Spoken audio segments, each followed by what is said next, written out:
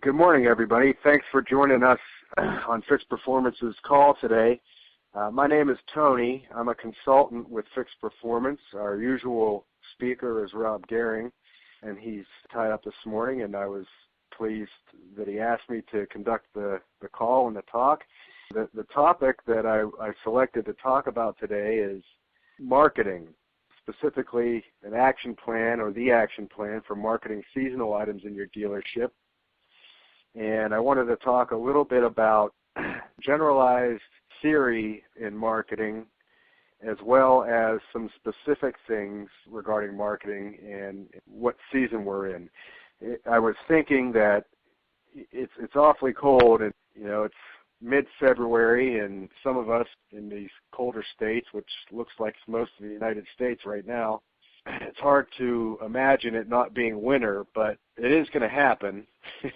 Another month, 2 months are going to roll around and spring's going to break, and generally speaking, a lot of times it takes that long to get some marketing materials together and mailed out or emailed out or whatever needs to be done to get the communication out to your UIO, your database, or conquest list you're working on. Now, I'll circle back, and I want to be very, very specific about what anybody should expect from any marketing campaign. First and foremost, the purpose of marketing in our fixed operations and service and parts is to bring the vehicle to us. The purpose of marketing is not selling. Oftentimes, if we put together an ad, a postcard, or an email blast, we try to put something in there, a package, a maintenance service, something that we want to do that's beneficial for us to do, but that's not the purpose. The purpose of marketing and advertising is to get the vehicle in the facility. At that point, it's our responsibility and our duty to do our due diligence through communication, informing and educating the customer about all of their vehicle's needs to move forward. So keep that in the back of your mind at all times when you think about marketing and advertising. The goal is to get the vehicle here, not to sell. Selling happens once we get the customer here or on the phone or get their attention. Now, I was talking to an advertising person. She was talking about some of the psychology behind marketing and advertising. She brought up a few good points that I thought that I would share with the group. Often, and I want you to picture maybe on Yahoo News or a home page when you go to an internet search engine, and there will be a news story or something that would resemble a statement like this: 5 foods you should never eat if you want to lose weight. And this example was brought up that whoever reads that is highly likely to click on it because of the word never, and it's a negative word. So never, everybody wants to know, what shouldn't I eat if I want to lose weight? I want to make sure I don't touch it. And our society and a lot of news and information tends to be geared in a negative fashion, and that by design, and it's because of the psychology behind it. Fear gets people's attention. Negative things gets people's attention. This is one reason that the news and media is the way it is. I'm not going to get too far into that, and I'm not suggesting that we make a lot of marketing moves and advertising that are intended to scare our clients either. For instance, this marketing person that I was talking to brought up the word addiction, and addiction is almost always associated with something negative, whether it be substance abuse or work addiction or some other form of addiction. Now, she is promoting a business for holistic health and has purchased domains that were something along the line of healthaddict.com or addictedtogoodhealth.com or something like that. The point is she was using a negative word in a good fashion. And again, I'm not suggesting that we advertise and market with negativity, but I figured I would share some of those few things, the group, Now, I'm sure if any of you have listened to any of our calls in the past or communicated at all with us and with Rob, our president, we go for what is the least expensive or zero cost to the dealer for building RO counts. I'm going to address that first. Of course, our cheapest and one of the most effective ways to market ourselves is through open recall lists. I visit 15 or 20 dealerships a month myself, and almost all of them, we talk about the open recall lists. When I go into the dealers and we pull the list, there's inevitably between 15 and 20 whole pages of open recalls. And these are customers that are in our database that are either we sold the car to or they were assigned to us as our area of responsibility that we can actively market to. Now, I don't know the exact numbers, but closing ratios on items presented to customers that were found during a multi-point inspection are much, much higher with a client who was brought in for a no-charge safety recall than a customer that was brought in from a low-dollar oil change with a multi-point inspection. So what I'm saying is someone who comes in, brings their car in for a free recall, is much more highly likely to purchase additional services from you when presented than someone who comes in off of a low-dollar oil change coupon.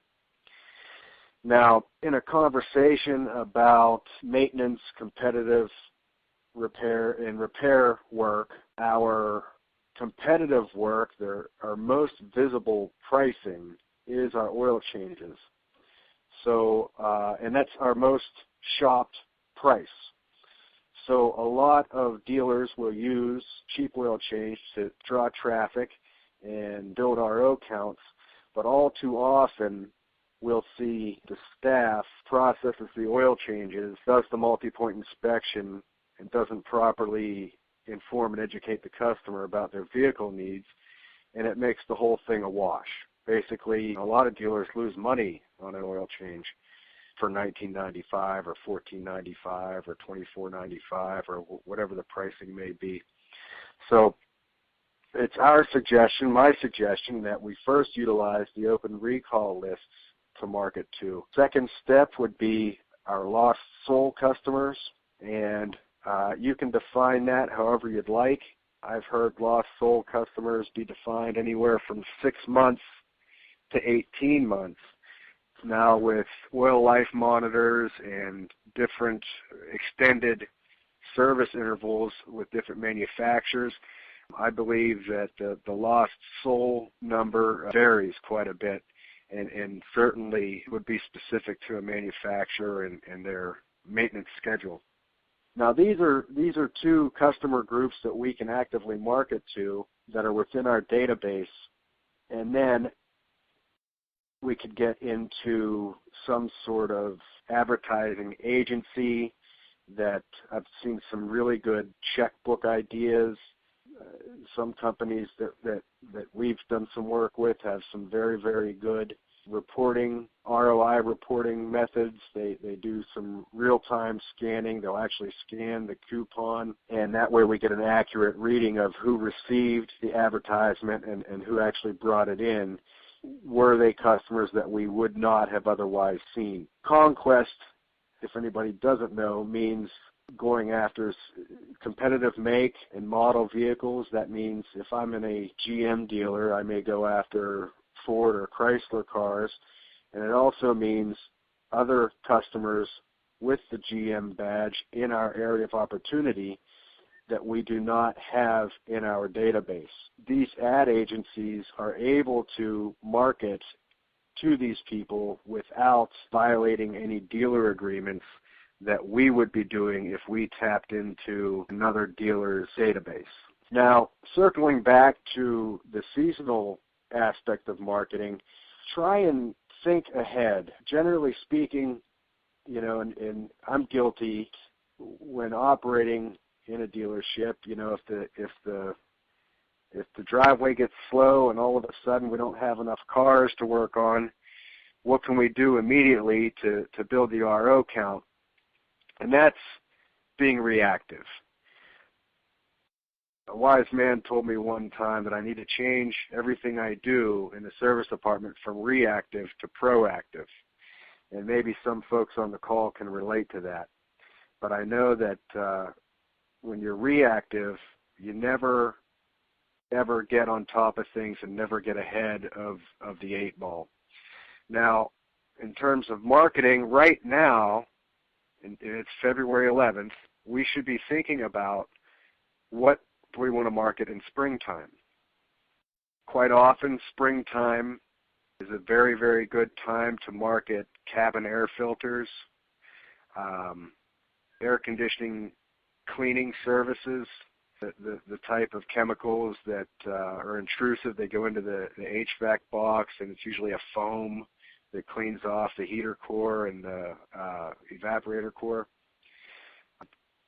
Retail detail, another part of business. Most dealers do have a cleanup department or a detail department, and we very, very rarely sell those services to our clients.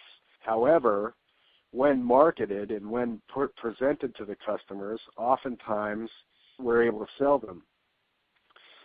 Very low cost gross profit. There's generally no cost if the detailers are hourly, or if they're flat rate. They generally don't carry an extremely high cost rate. But I worked in a dealership one time where we washed all of the customers' cars, and we would add a silver, gold, or platinum wash add-on to the courtesy wash. And the silver, I believe, was vacuum and interior windows, and then the gold would be tire shine, vacuum, interior and exterior windows, and door jambs. And then the platinum would add a few more features, maybe a coat of wax or something like that. But back to the springtime specials, let's think about what is on people's minds with their vehicles when springtime rolls around. First off, everybody is always concerned about tires, brakes, and batteries. Coming out of the winter months, they're thinking about a few other things. A lot of times HVAC, those operations. Now, anytime I did marketing or advertising, I would use some friends or family who were not in the business to give me some feedback on where their minds were with their vehicles. Because when we're all inside the business and we don't have an objective point of view on business in general, how people think about their cars, what they feel needs to be done with their cars. So I would suggest using people in your life, a spouse, a cousin, a brother, a sister, a parent, something like that, to ask them about their experiences and what's on their mind about the car.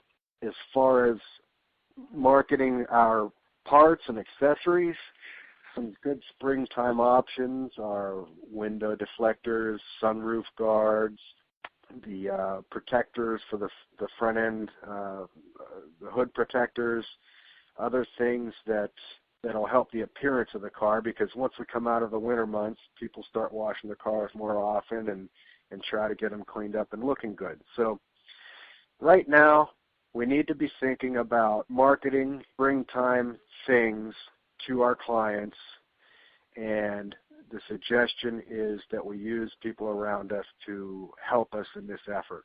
I'm not going to talk too much more about marketing. I just want to circle back and remind everyone what I said about at the first part of the call is the underlying fact of the matter is the purpose of marketing and advertising is to populate the driveway, to get the vehicle here, not necessarily to sell something. So we want to put a few items in our marketing campaigns that are low or no cost to the client to get them in front of us And that's when we need our staff to do their job by informing and educating the customers about their vehicle needs. All right, if that's all, that'll conclude the call for today. As always, feel free to contact our office if anybody has any questions or has any needs or wants to discuss any of these things further, and we'll be happy to assist you.